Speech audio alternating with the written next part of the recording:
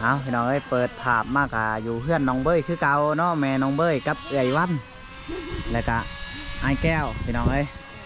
ไปหาลูกใหม่เอาสบายดีพอสบายดีโดยใช้ลูกใหม่ที่ไปหาฮะในสำนี้ได้สำนักแหละโอ้บอกว่าก็มักไงในใดสำนันมีแต่เปลือกไป มีแต่เปลือกมันพี่น้องคนว่าเนาะไปได้เห็นอยู่ว่าเห็ดปลอกหนาวไปฮะบ่เห็นโอ้พี่น้องเลยเห็นไปห้ามื้อเช้าในส่วนบ่าวสัญญาไปอยู่พี่น้องเนาะทั้งงานแม่เพิ่นและก็กับเอ้ยวันพี่น้องเนาะ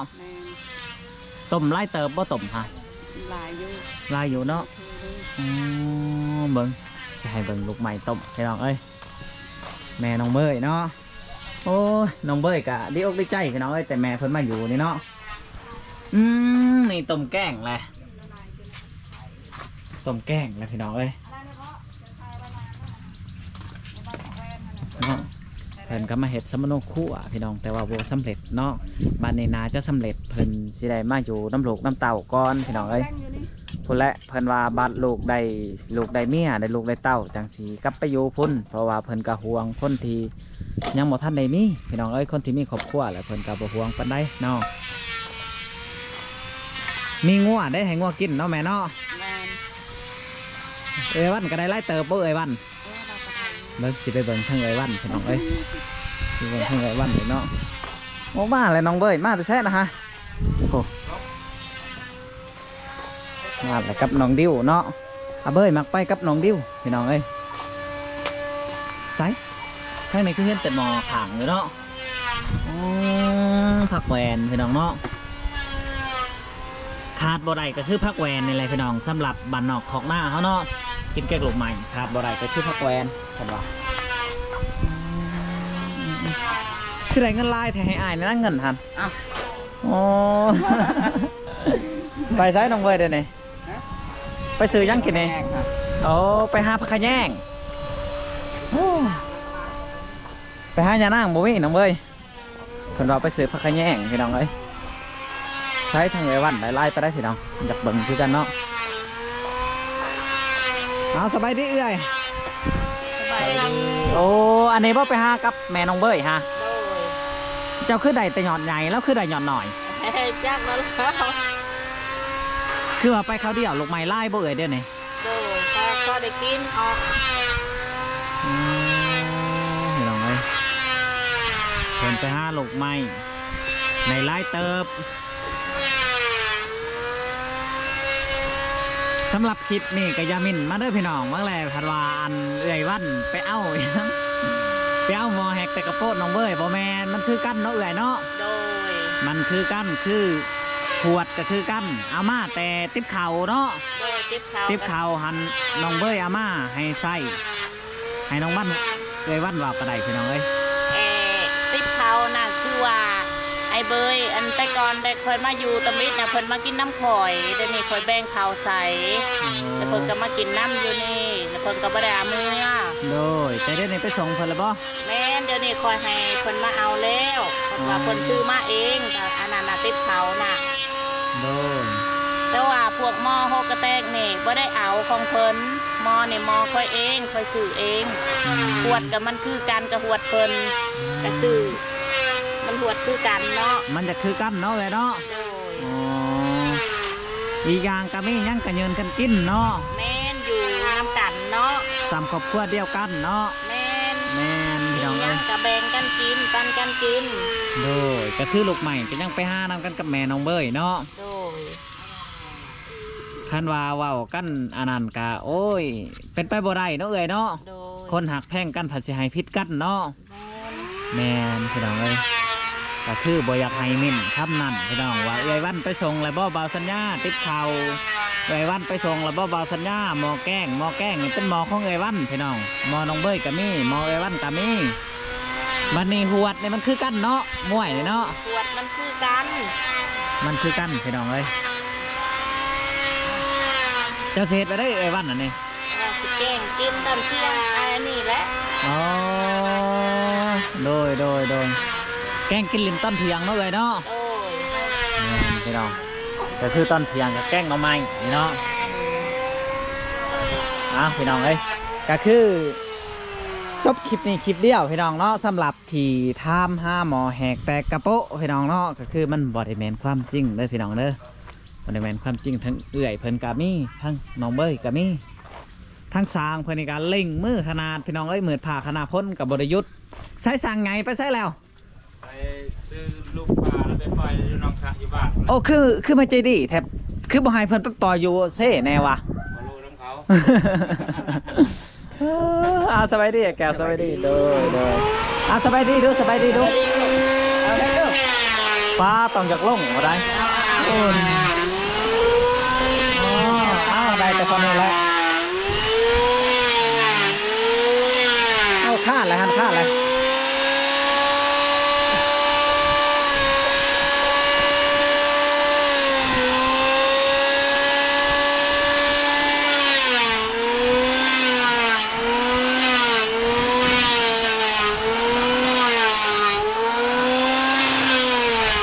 กระเล่งเพราะทั้งนี้เนาะอยากให้มันแล้วเนาะอยากได้เงินไว้เนาะแม่อยากให้คนน้อยอยากให้มันแล้วอยากได้เงินไว้ทั้งนี้กระเล่งเพราะทั้งนี้ผู้คนสีเล่ง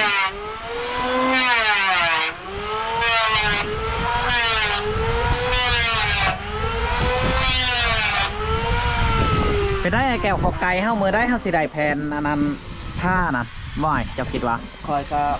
ว่าอะไรกันเนาะเฮาไปถามเขาอันบืนบื้อว่าเขามาอีกแล้วบ่เนาะแม่นเพราะว่านั่นแหละเพราะว่าเฮาก็สิได้ไปซื้อแต่ตะนางไว้เนาะ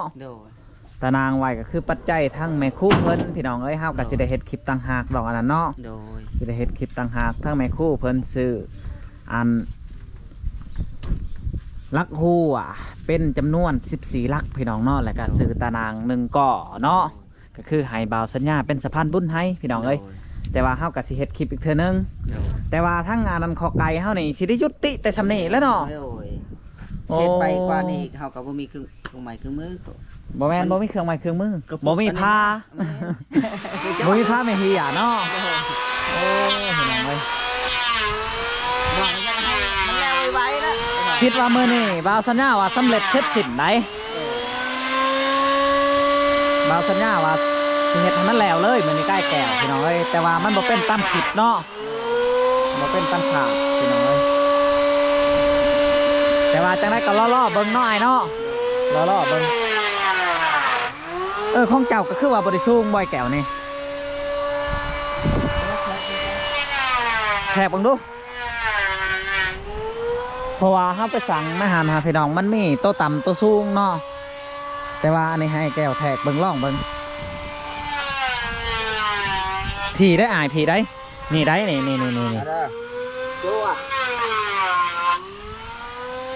แมท50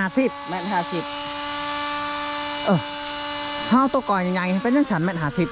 กันนั่นแหละเนาะมันตัวนึงให้มันสูงผีเนาะแม่นแต่ตัวนั้นมันเท่ากันตัวใดตัวต่ำตัวสูงเดี๋ยวครับไปเบิ่งใหม่เนาะแมนเขาสิใช้ไปด้วยไม้แก้วแบกมาแบกบ่ไหลได้เหรอเอารถเข็นเขาแล้วรถตีนเดียวเขาก็มีแล้วไปโหเอาเนาะเลยใช้รถขี่ก็ได้ใช้รถจักรได้บ่จ้ะวะได้บ่มัดใส่ทางล่างเนาะข้าใดก็ใส่รถจักรบ่าวสัญญาเขาของอายได้ไหนอะไรก่อนแล้วแต่เจ้าโอ้ว่าแล้วแต่อ้าย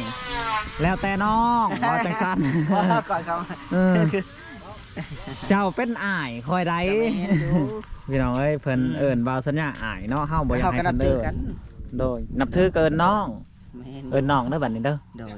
แล้วแต่น้องว่าซั่น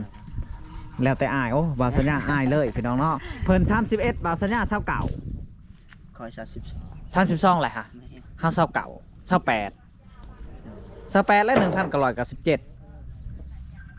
ก็28วันแม่น28ปี28วันไหน28วันเจ้า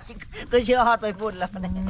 คันบ่ได้เว้าก็บ่ได้ฮู้เนาะไอ้แก้วเนาะเอ้าเว้าไปนำพี่น้องเอ้ยตัวนี้สูงปานใดตัวนี้สูงไปได้ของหนองเบยนี่เอาลองเบิ่งดูแม่น50คือกันบ่ เหยียบไว้ตีนเหยียบไว้ตีนเจ้าจึ๊บย่อมไรสำคัญ จำกัน แม่น50แต่มันอยู่ข่อยมันเห็ดคือต นี่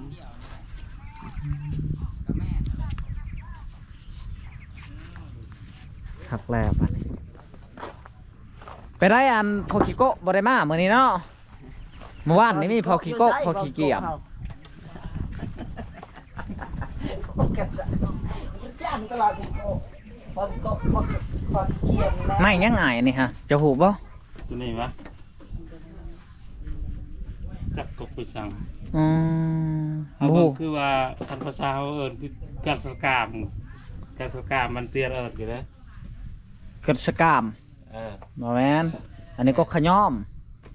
แมนบ่ แมนเพิ่นว่าไม่ขย่อมน้อยแก้วเนาะ แม่นเพิ่นมาส่งเมื่อวานนี่ ไม่เป็นยาวก็แม่น อืม แต่ว่ามันคล้ายๆกันนะมั้ง แต่อันนี้หันซื้อได้ว่าไม่ขาย่อมแท้จริงขาบ่ได้ย่อมได้เขาตัดจนสิหมดแล้วน้อยเนาะแม่นบ่ มันไม่มีอยากจัก ถือว่าอะไรเบาสัญญาเว้า แมน คันว่าพักกับพักขาแย่งเนาะบ่แม่นพักขาแย่งเนาะมันอยู่ในหน้าขากระเบิงคือกันเนาะกระแนมเบิงธรรมดาแม่นบ่อืมมีแต่ข้องขาหมดส่วนลายเนาะป้ากับป้าขาแย่งเนาะโอ้หัวกับหัวขาจะแม่นว่าเขาเห็ดเนาะคนลาวเนาะกินแต่หัวขาอย่างเดียวเนาะหัวลาวนี่บ่ได้กินพี่น้องเอ้ย มันจะกินอย่างเดียว แม่น ลูกเนี่ยเอาเองเอาเนี่ย ยังอะนะฮะรุ่นหับรางวัลโศกยิงไงถึกเท่าไรนะฮะ 6 ล้านผู้ กูมีซ้ำอยู่ไว้แหละ คันถือ6 ล้านนี่จะสิให้หัวหน้าเจ้าเท่าไรเจ้าคิดว่า มันสิได้ว่าพานี่ คันว่าเปียว่าใดนะเจ้าสิให้หัวหน้าเจ้าเท่าไร ให้เท่าไรแหละ ครึ่งแล้วปะ ให้รถคันหนึ่งก็พอพายตะกี้ อ้าวเจะถือ6 ล้านเพอสิให้รถคันหนึ่ง ซื้อให้เพิ่นเนาะดีใจ โอ้เจ้าเป็นคนถือใจ แม่น โอ้ลูกน้องดิลูกน้องมาสิเนาะ เก่า แมน ซื้อให้ไม้เป็นกล่องเลย อันนี้จะเป็นคันได้ลงมาพี่น้องเอ้ยเพื่อนของไอ้แก้วเนาะคันได้กับแทงไงก็จะอยู่พี่แหละพี่น้องบ่าวสัญญาสถิตเบิงเนาะก็คือทั้งสร้างเพิ่นกะเว้าแบบเดียวกันเนาะเพิ่นจะเห็ดลงมาพี่โอ้แบบนี้เขาเอิ้นว่าโมเดิร์นเนาะไอ้เนาะโมเดิร์นสร้างปืดนาบ่ได้พี่น้องแควเพิ่นวองเพิ่นว่าเนาะ